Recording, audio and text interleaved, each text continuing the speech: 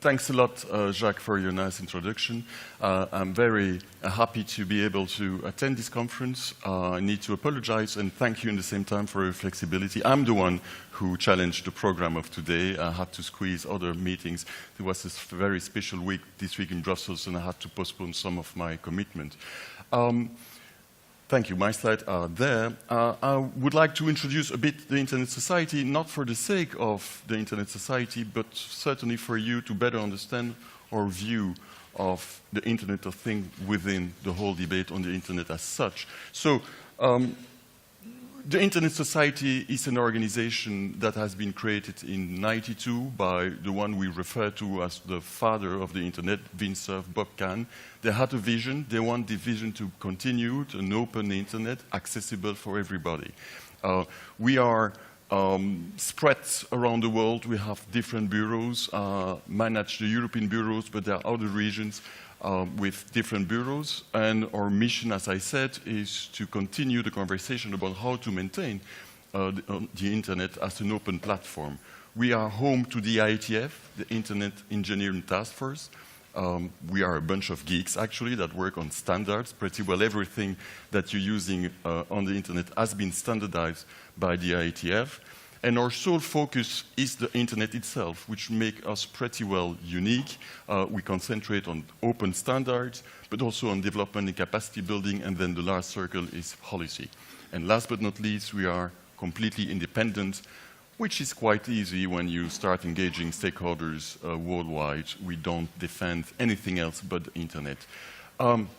Priorities, you will hear us often refer to the multi-stakeholder process. That became a buzzword, but seriously, we believe that the Internet is such an important matter for everybody that we have the convictions that no one stakeholders can address all of it, and that we believe that government plus business plus technical community plus the academic and the civil society should be able to have this holistic approach to the Internet.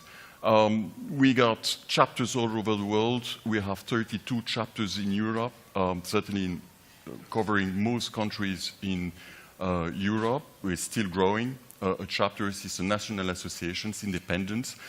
We have 2 chapters in Belgium. Guess why? Belgium is a special country that defend the visions and principles that we have. So the conversation today will be about the Internet of Things. I've been fascinated already by what I heard today, many very interesting points.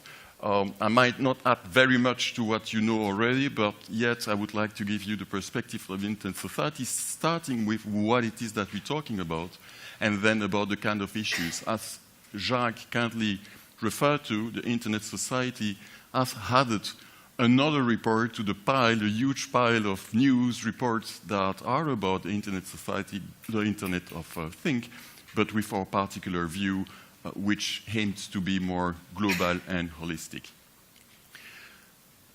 Okay, so what are we talking about? Every time you open news, you will see impressive figures.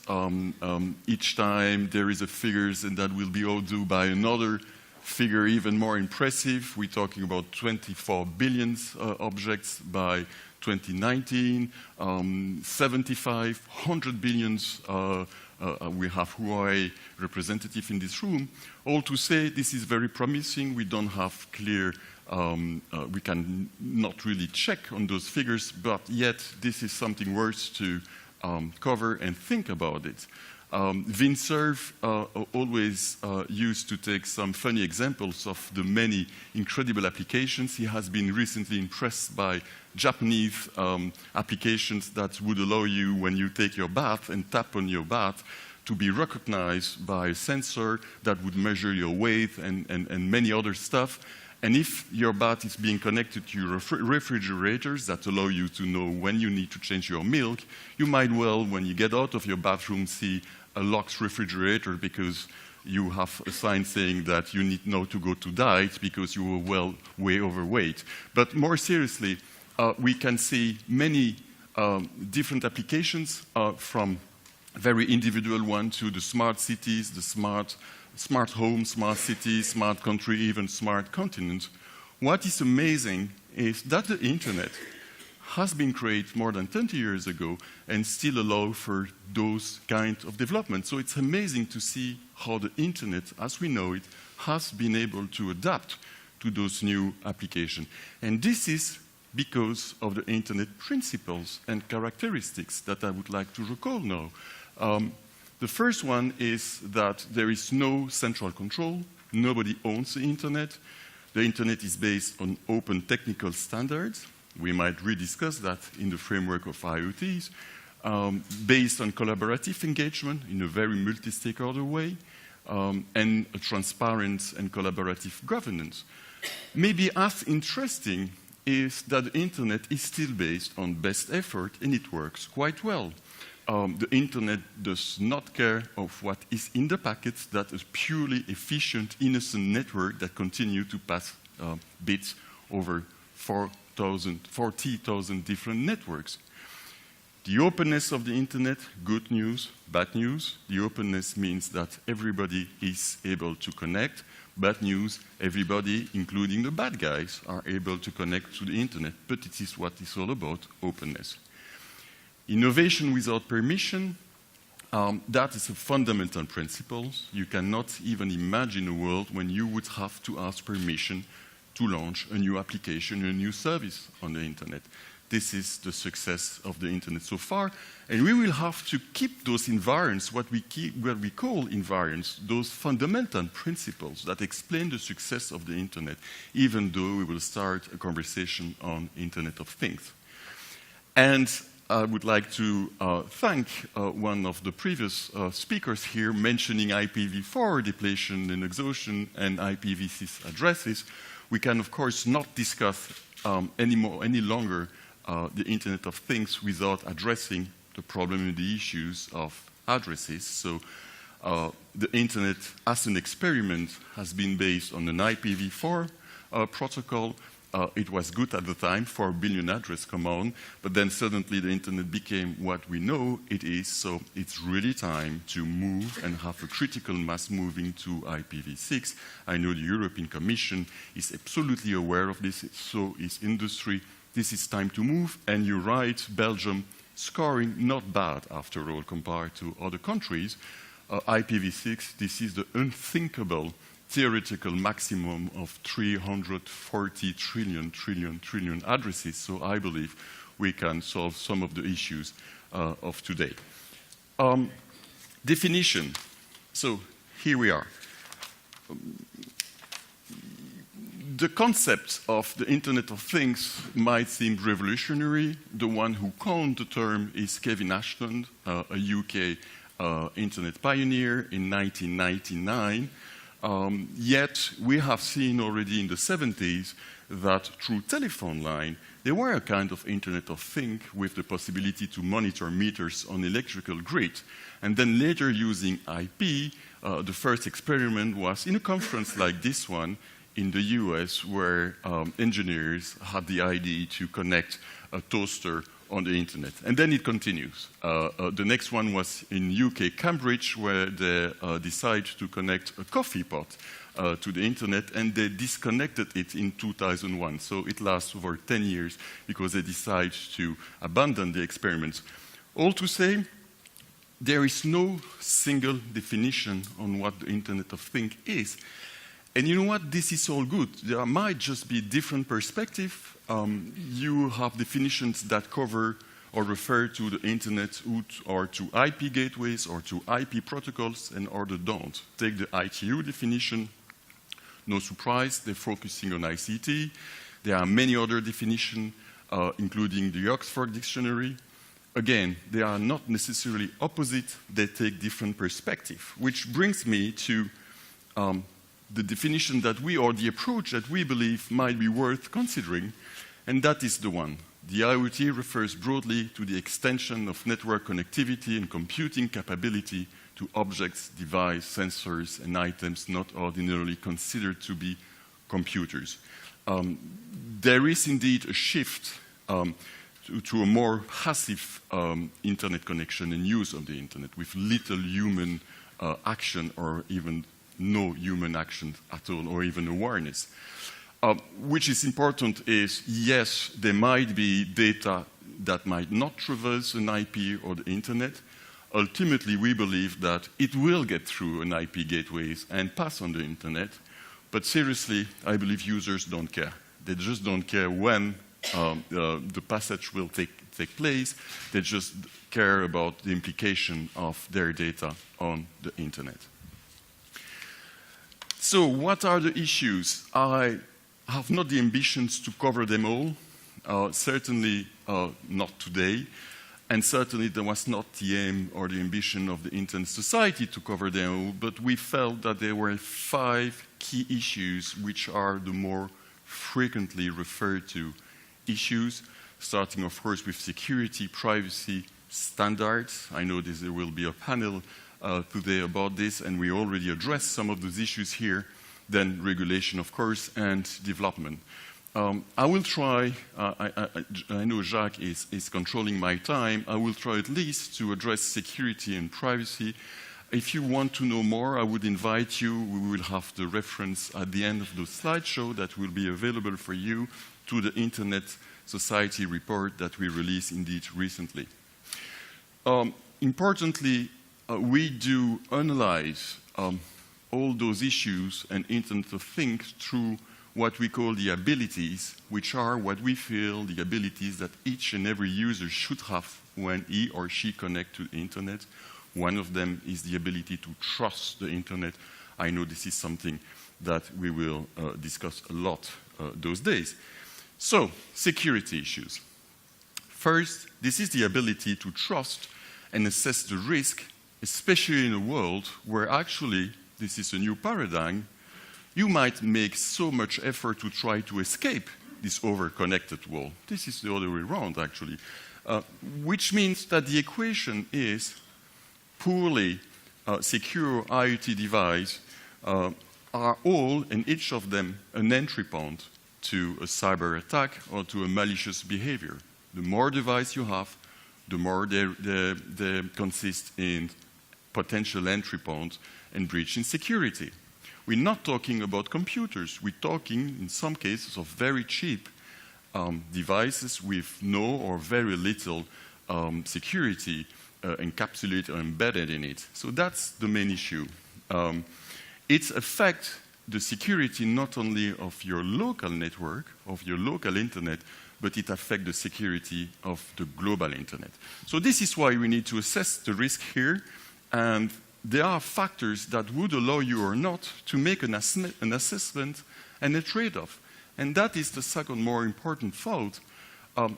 Are you, as a user, able to make this assessment? Are you a full understanding of the risk, the potential existing and future risks that you would take in terms of security?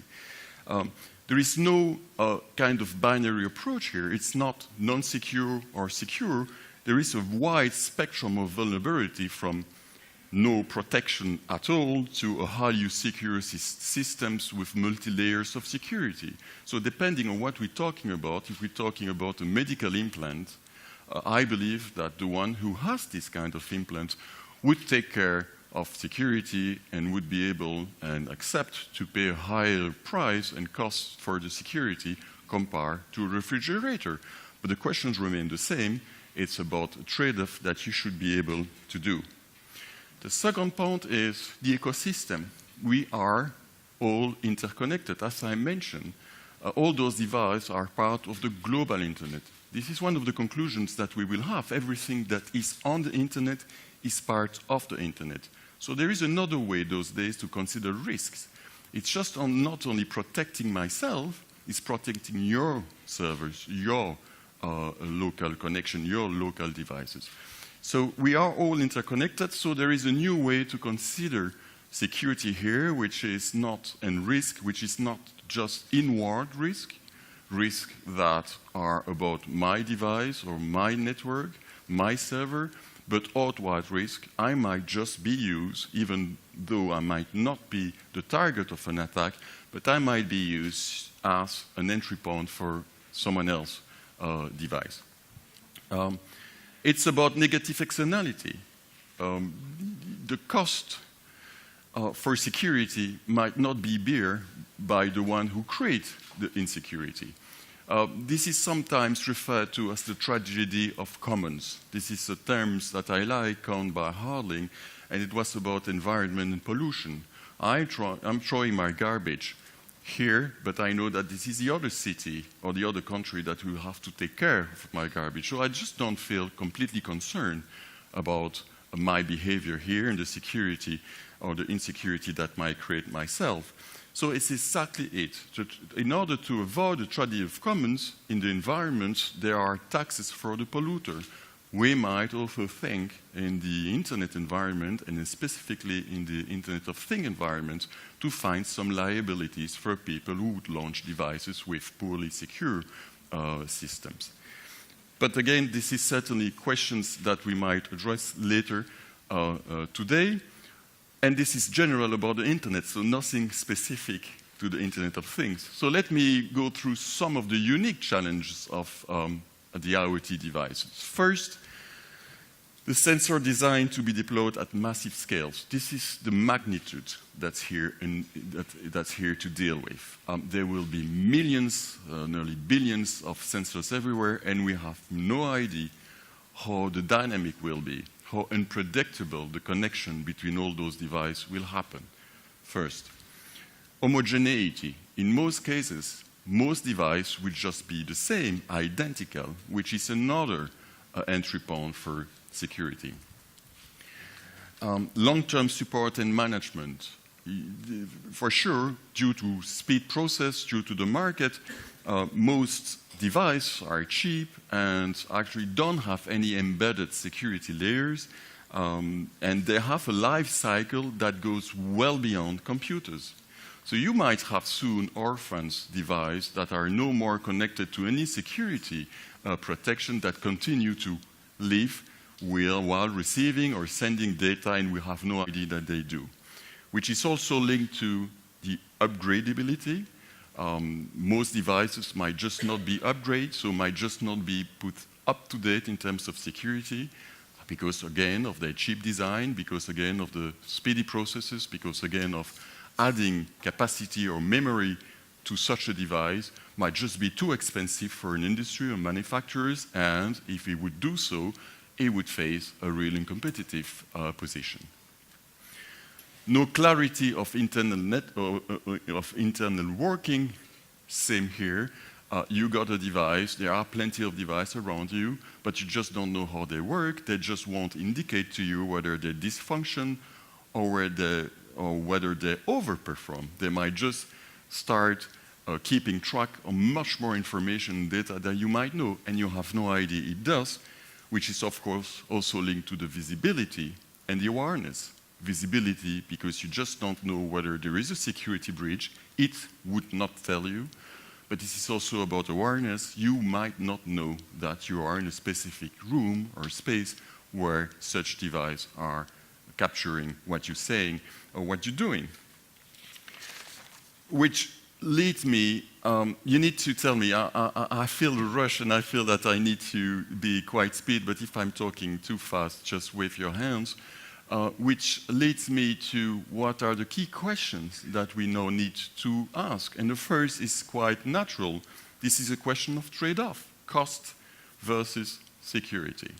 How to make, as a user, informed decision. How could I possibly have a full understanding of those trade-offs if I'm the one to take and accept those trade-offs? How would we possibly assess, quantify risk with the Internet of Things? What would motivate manufacturers to accept additional costs for security and to take security of the potential negative impact? First question, encryption. Is it desirable to have encryption all over the place for some of those cheap devices? And if yes, how could we adapt encryption to some of those devices that have very poor capacity or memory to have an encryption? You take just the cost, the size, the speedy process, the speedy competitive market. Is it desirable or not? Upgradability, I touch upon that one. Do we need to have devices that are upgradable at all time? That's a big question. Regulation, I mentioned the responsibility in terms of environment and the tax for polluter. Should we have something similar in the Internet of Things environment with liability for manufacturers who will share or sell on the market device with a poorly secure system? Should they be penalized? Is it an obstacle to innovation? Big question. And then obsolescence, should we organize the obsolescence of those devices? As I said, the risk is that some devices that are not upgradable, that still are alive somewhere, or France continue to do their job, continue to outperform, and continue to collect and send data all over the place. Again, a big question. The bottom line, as I said, and I believe it needs to be key in our conversation, is that everything we put on the internet becomes a part of the internet. And that call for a collaborative security approach, which is again, the fact that there should be a conversation not only between businesses and governments, but also the technical community, civil society, and academics. Really? How much? Oh, Jesus. So sorry. I mean, okay. I will go quickly on privacy. Well, I believe privacy is all about expectation. So there is normally a contract with you and any service providers, but what is your expectation with those many millions of devices, and how could you deal with this? In most cases, you might just not be aware that there are devices somewhere. You might not be aware of the combined data. It's okay to have a toothbrush connected to the internet. It's okay to have your refrigerator, your watch, but it's all of this goes on the same network. Somewhere, someone might have a pretty narrow idea on your health and how you are. Notice and consent, and I will finish on that one before I give you my conclusion. I'm a really strong proponent of notice and consent. But yes, how do we do with the Internet of Things? It's not because notice and consent is not feasible all the time that we need to abandon it. But really seriously, how do we do in an environment with Internet of Things? Do we need every cheap sensor to have a click and you would agree? And if even it would be feasible, would you be asked to click every time, every 2 minutes to accept or refuse? So maybe transparency might be something that is an alternative. I'm sorry, I have to go more quickly. There are standards, but I know it will be addressed. Then my conclusion, and I'm sorry to speed up like this. There are so many challenges, so many opportunities. Again, we believe that only through collaboration on a wide scale might just be an option to start thinking and have this conversation. There are so many angles that we need to cover. And as I said, if you want to know more about that, don't hesitate to contact me, the Internet Society, and just have a look on this report that gives you quite a broad approach on all these issues here. Thank you very much.